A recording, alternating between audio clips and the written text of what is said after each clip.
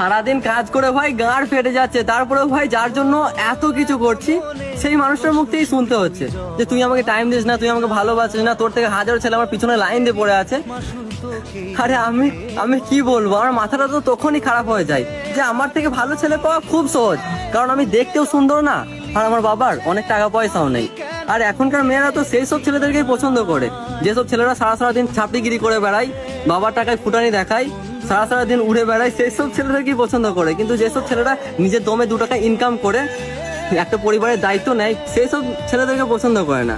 যেসব ছেলেরা সম্মান দেয়, কেয়ার করে, সেই সব ছেলেদেরকে পছন্দ করে না।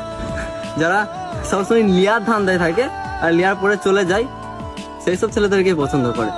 আর যারা বিয়ে করার জন্য, ভবিষ্যতে সংসার গুছানোর জন্য ছোট বয়স থেকে ইনকাম করে আগের ভবিষ্যতের কথা ভাবে, তাদেরকে ভালোবাসে না, তাদেরকে পছন্দ করে না।